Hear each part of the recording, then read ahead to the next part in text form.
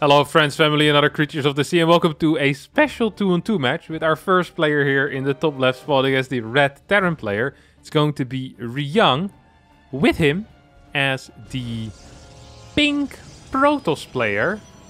It's a Korean as well, playing for Onsite Gaming, Maru.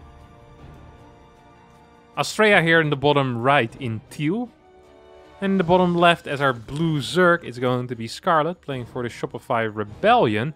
And is a 2-on-2 on a Reclamation, played in the most recent Oli Mol League Invitational number 16, which is supported through Patreon. So if you want to support that, you can do that as well on their Patreon. But for now, let's take a look at this game here as Astrea opens up. Is this a first pylon proxy? That's a first pylon proxy. So we're getting a little... What is this? What actually is this? It's like a 1414 or something like that? You see a gas coming down for Astrea. Look at that. This is a well-prepared build order. At the same time, we also have... Oh, what is our good friend Maru opening here? Double gas. So probably wants to open up with Phoenix here. Quick Phoenix. With a quick Cyber Core probably. It's going to be the main plan. Maru scouts. Now, for the people that don't know, Maru actually is quite a competent Protoss player. From what I last heard, he managed to reach 6.4k on the Korean ladder with Protoss, which is fairly impressive. With his Terran, he managed to win the GSL, so that should tell you everything about which race is easier. The moment he wins the GSL with Protoss, the Terrans can speak again, but until then, not so much. Actually, until he wins 5 GSLs. Because, let's face it, that's what happened. Double Zealots on the way here, and both players just walling off here. Maru actually walling this off with a force. That's a kind of a cute move. I like that. I think that's a very good... This is a very high-level decision. I'm not even sure if I would have been capable of coming up with that. I'm not too familiar with 2-on-2, but this is a very good call here. The double proxy Zealot into 2 more Zealots. Now, there is a Cybernetics core behind this, and there's going to be probably Adepts or Stalkers. And once that Cyber finishes, this Adept definitely should have been Chrono. That is a kind of a big error, honestly. I'm not quite sure why it hasn't been, because now this gateway is taking way too much damage, and it almost gets a little bit close. You're forced to continue kind of walling off, or semi-walling off. Not super comfortable. Now we do see a CC coming down right now as well for Ryung, who I think opened up with a fairly fast factory after that bunker. High ground CC, we have a base done already for Scarlett, and we have a base on the way for Astrea. So despite this very weird starting strategy, I think this is somewhat okay still. I think. For Scarlett and Astrea, their eco is good. It's just their tech that isn't so brilliant. Because we're seeing a very fast Stargate coming out of Maru here, who is getting an Oracle with it as his first unit as well. Huh. That is quite interesting. What is this pylon placement? Ah, he's a Terran player. He thinks he can just lower the... Oh no, wait, this is... Oh wait, this is Maru's pylon. I was like, no, this is Astrea's base. I did see Maru's pylon. Okay. Oh, he's just blocking. He's blocking this patch entirely. Still don't think that's really worth 25 minerals, but then again, Terrans have never been known for their great math capabilities. I'm just joking, Terran players. I love all players equally, except Protoss. They are just a little bit cooler. Now, Oracle gets in, is going to be capable of dealing a lot of damage. Astrea not quite ready for this. Does want to recall. Is that 2 Stalkers? 3 Stalkers are going to get recalled. This is big damage though. We see 27 probes currently for Maru against the 19 of Astrea. Scarlett on 33 drones versus 28 SCVs out of Ryung, who is following this up with Blue Flame Hellions. A tank is coming out, Hellion production already starting. This is just terrible, to be quite frank here, for the North American team, Scarlett Astrea, who I believe currently both of them are in Korea together, probably. Which would make sense that they would be invited for this usually Korean-only tournament. At least most of the time it's on the Korean server that these games are being played for the Oli Mol League. The follow-up attack, well, I don't think it's quite going to work out, as I'm not so sure if they can defend their pylon. There is a tank out as well. Now there's still some actual potential for this. I think it feels fairly obvious to me that... Ooh! That Astrea needs to start showing up pretty soon as well right now. This actually has some real potential. Look at this. There's not actually that many units here. Stasis wards are going down. Are they going to commit? I don't think they're going to commit. Scarlett is running back home, has a third base already. Let's take a look at the production tab. Blue Flame is about to finish up. There's Void Rays on the way for Maru right now with the triple Oracle squad. Blink is here. If these Oracles ever go across the map, Astrea is going to be in a world of trouble. His worker count already sucks. 31, it's not brilliant. And if he loses like 10 more, which could happen with 3 Oracles, let's face it. Yeah, it could be in some big trouble. There's no battery in the main either. There's no Stalkers in position. These Stalkers are trying to run back in towards the main, into position. Natural gets abandoned for a second, and it means that these Oracles get a little bit of damage. Blink is about 20% done right now. That's not going to be good enough. These this is a skill check. It's like a noob check. If Ryung controls his cars, these Banelings are going to be useless. But if he falls asleep, then these Banelings are good. This maybe works in North America, but not against someone like Ryung. It's gonna actually eat one Baneling that detonated on or very close by to the Hellions. Fourth base on the way already here for Scarlett. We kind of gotta be paying attention to any type of money being transferred. That is of course allowed, but I don't think we've quite seen it yet. At least I'm not aware of it. Seems like both teams are just playing some solid StarCraft. Just some more standard non-2v2 strategies. Because in 1v1 you can't transfer resources to someone. That would be one hell of a move. Imagine how sick that would be. If you're winning really hard, it's like a manner move. You just send 1200 minerals to your opponent. It's like get out. And then in the post-game statistics, his macro seems even worse. You just get 1200 minerals. And the floating 600 on average. You screenshot that, post it on Twitter to make fun of him. That'd be a high-level manner move if that was possible. Sadly, that isn't possible, so I don't think we'll ever see it. Astrea has very low supply, by the way, in this game. And he's 11 Stalkers. He is double as many Stalkers as there are Void Rays out, and that's never really a good thing. I absolutely hate how Maru and Ryung are playing. Not because I think it's bad, but because I think it is so good, but it's also extremely boring. Mech plus Skytos, this is what people have been playing in 2v2 for the past 12 years. For good reason, because it's probably extremely good, but at the same time it's just uber frustrating to watch. Because Scarlett and Astrea are going to be the players that need to make stuff happen here. That need to do something. These cars are going to get a little bit of damage. Need to be careful with cars, honestly, against Blink Stalkers. We have a fleet beacon on the way. Interesting scan. Sensor tower, of course, providing that vision, or at least the ability to know where these units are, if they're close to your base. This actually was functioning as a nice little wall. I would have kept it if I were Maru and Ryung. Now you need to build a wall there yourself. I mean, why not just build the wall while the gates are still there? It's a double wall. Would have been possible. Hate to see it. Hate to see it. Destruction for no reason. Destruction of property. Fourth base should be taken soon for Astrea as well. Astrea is really low on cash. Scarlett just seems to be investing in eco right now at 84 workers. She needs to give Astrea a boost at some point. Like she needs to get some cash in the hands of her friend, because otherwise this ain't going to work. Hellions moving out on the map. We'll take out maybe a Stalker and a half. What are these pylons doing? Oh, they're just meeting. It's really difficult to see the difference in pylons with these colors. Look at this. So is this like tealish? This is pink. They look practically the same. No difference to me. Big scan. Sees the infestation pit. Sees the double evos. We have the... What is this upgrade even called?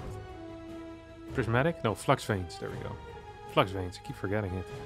So we'll see some Void Ray harass. I can't believe that we're watching a player like Maru play freaking Skytos camp. This is extremely frustrating to me. If we get to see Maru play some Protoss, and all he does is build stasis wards, throw down cannons, and fly around with Void Rays. Like, I can see Goblin do this as well. This is not what I tuned in for. Fairly disappointing. What's this guy doing? Do you see that? This guy was facing the wrong way. What do you call that? Like a ghost driver? When you're facing the wrong way? When you go the wrong way? That's called a ghost driver. Ghost rider. Big Fungal's going to hit. Hive gets sniped. And we get a recall. This is the type of stuff that Maru has been wanting to do for years. You can feel it. You can feel the pleasure in that move. And the pure pain on Scarlett's end as well. You can feel that too. Hive takes so long to rebuild. It sucks. It actually does suck. Rich Vespine is being taken here already. Astrea finally... Oh my god, has Astrea been feeding Scarlett? Is that actually what's been happening? Why is his army so tiny? I mean, there's just not enough anti-air here, no? It is... Oh no, I guess with the fungals you're fine. There's also neurals, I believe. No, not neurals yet. Now are starting to be researched. It's going to be 19 infestors with neural. Then you have the lair, which is about to finish up. And then we'll need a hive. Meanwhile, I really dislike freaking Ryung and Maru. Just having a blast. Probably having a drink with this as well.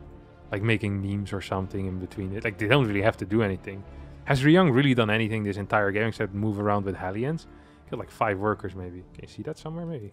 And then none of these things actually work. I hate to see it. None of the regular overlays. Fungal's going to connect with 2 of the Void Rays. Oh my god. That's so many infestors. That actually is so many infestors. What is this crap? Okay, Hive coming in. 2/2 for the Lynx. There's going to be Tempest. You'd say that Tempest are best here, no? Like a long-range unit would just destroy everything. I also do believe that Ryung needs to start adding in some Ghost. Tanks are fun, but Ghosts are actually... Or sorry, Torch and Ghost is what he needs. He's getting the auto attack upgrades already for the Ghost. This is just a single barracks. Okay, he's getting 2 more. This is what Ryung also loves to play against Zerg in 1v1. So I'm not entirely surprised to see this. I'm still warping in Zealots. Good luck with those, my friend. I don't think there's a single unit that doesn't counter the Zealot that's on the map currently. There's tanks, Void Rays, Carriers, Tempest, Mothership, Oracle. I guess these 3 Marines. If these Zealots find these 3 Marines and kill them, I will have said nothing. Otherwise, these Zealots are completely useless. And a massive waste of resources. A bunch of Tempest being produced. Now you want to get enough Tempest to kind of one-shot these Carriers. And also enough Tempest to one-shot the Carriers after you lose 4 Tempest. Which means that usually you just want like 15... Nah, let's say 14-ish Tempest or so. So you can lose a couple of Tempest, still be capable of one-shotting the Carriers. Still deal a lot of damage against the Mothership as well. Oracle is a vital part. And also you... Ooh, what are these Disruptors doing? I'm not so sure how needed the Disruptors are. If I look at this... Look at these Tempest go. Oh, look at these Tempest go. Can they do anything? Not really. Why is there no Oracle here? And perhaps shoot this. Hello, can we get a pool? A pool would be really useful right here. No, abduct. That's the word that I'm looking for. Single Raven with this army on top of that. Raven plus Carriers. Holy crap, that is an insane combination. I didn't even think of that.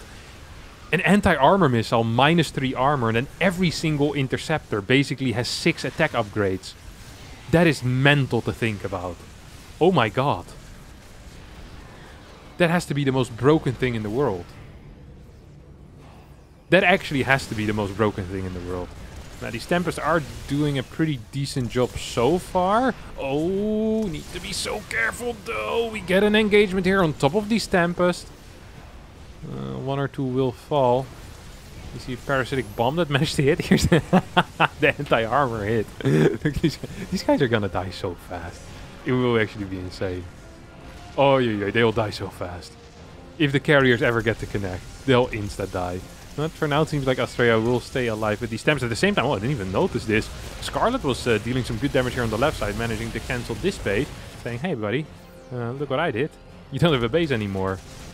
If this one gets cancelled as well, then actually Team North America might be doing okay here. Scarlett's really low on workers at the moment, and also really low on gas. Do any of the other players have similar issues? Yeah, Ryung is pretty low on gas as well, but is already maxed out. Scarlett not even maxed out currently. It's freaking 7.8k minerals. 7.8k minerals. That's pretty fun. Oh my god, what is this army? It's 29 infestors. This reminds me of Wings of Liberty. Also when Scarlett used to play. She also loved building infestors back then. Holy crap. That was no fun playing against her. broken unit. Okay, a couple of carriers are going to get taken out. Hello? Careful against the Ghost, careful against the Tempest. A couple of snipes going down. Anti-armor missiles going to connect here. Here come the Fungals. Ooh, from the back line. Neural still a possibility as well. This is just a really weird situation though. This is just the oddest little game. I find this fairly odd. This entire game. I do believe that currently Ryung and Maru are winning. But it's all going to come down to a massive fight in the end, right? I know, if you think of army supply, like, or army value even, Scarlett is not that far behind in army value. It's just that Maru's army value is insane. Why isn't Astrea's army value that high? I guess there's so many stalkers in there as well, which are practically useless. Well, not useless, but just not as useful as the other units, or not as valuable at least. It's going to get engaged on top of here. Fungalers are not in position. A couple of these oracles will get taken out. Maru loses some units, will rebuild them instantly. Ultra's now being built. This freaking infestor count is actually insane. Disruptors might be useful against the Ghost, funnily enough, but disruptors are useless against everything else. Do you really want to build disruptors just for Ghost? Maybe you do, I don't know. Uh-oh. Uh-oh. Is going to get revelated here, a lot of these infestors. Oh, fungal. Oh, tries to get the Fungals. Scarlett, that is. Will not quite get it. This entire game just needs to be zoomed out like this in order to even see half of the fight. You need like multiple screens. You finally have like the gamers with the 8 screens that are lucky when they have this type of game. Ooh. The invisible, what's it called? Infestor. Tried to go for a fungal. Ooh. Do get 2 parasitic bombs here actually. This is kind of big. We get a drop on top of this. A couple of EMPs will hit, but there's still a lot of these fungal boys remaining as well. Tempest dealing pretty decent damage. Can we get a fungal? Yes, we can. Can we get a couple of Neurals perhaps? That would be much better in my opinion right now. There we go. 1, 2, 3, 4. Scarlett doing a really good job with the control here. Maru is struggling in this fight. Tanks need to target down the infestors, but that's not quite happening. Good target fire with the Tempest as well out of Astrea, who's taking out a lot of the stuff. Ultra's coming in right now as well. As these Thors need to be taken out. There's no more Neurals available. The Tempest actually falling at a very rapid pace. And Maru's like, okay, I think I can return back to the fight. Soon there will be a couple of extra Neurals available, at least 1 or 2. But until that point, this game feels pretty much... Well, at least like the 2 Koreans can continue pushing. Tempest moving forward. We'll get a couple of shots off. It is 6 Tempest against 11. The 11 are actually in favor of Maru right now. But there are 22 Stalkers here for Astrea. If Astrea and Scarlett get on top of this army, they probably have the tools to just absolutely crush it. But it needs to be a fast fight. Where are these Stalkers? Oh, they're completely out of position here even. Oi, oi, oi, oi, oi. Where's the infestors? Okay, they're here. We have a couple of Ultras once again coming in as well. Now, infestors need to join this fight in order for it to be possible to win this. 1 Ultra sacrifices its life for the Swarm. Tempest are getting stormed right now. This is a very dumb game. 2 versus 2 is just a wild, wild west. Holy crap. Astrea is transitioning back into more Tempest. Is adding 9 Zealots with a slow warp in somewhere. Probably over here. Yep, there we go. Now, this is the only real mining base right now for Team North America. And, well, let's face it, I'm not quite sure how they're actually going to defend it. Scarlett is completely out of position here. Why in the world is Astrea fighting this? What? Did he forget it was 2v2? Leaves the game, GG gets called, and Ryung and Maru end up winning it. For a second in that fight with the infestors, I really believed that it was all going to be fine. I kind of want to watch that again. That was an interesting one. Where was that fight? Here? No, it was a little bit earlier already. Time flies when you're having fun. Here it is. I feel like, first of all, the Neurals were a bit late, but once they hit, probably should have hit a Thor or 2 as well. Because the Thors actually still dealt a lot of damage. Ultras were a bit slow to the party, but can't really blame Scarlett too much for that, I guess. Having like, oh my god, the Stalkers weren't in the fight. Would that have been huge? I think it actually would have been fairly consequential, yeah. Oh, that's a huge error. I didn't even realize that. How many is that? 16 and a disruptor. Yeah, that would have been fairly influential. That would have been big. A lot of extra damage output. All right. Well, that is what it is. And that's going to be it for me today as well. Thanks so much for watching. Hope you did enjoy this 2v2. A little bit different from what we usually do over here. But if you did like it, don't forget to leave it down in the comments as well. And I have a couple more replays from this invitational. And I could cast those potentially in the future. Thank you so much for watching. And bye-bye.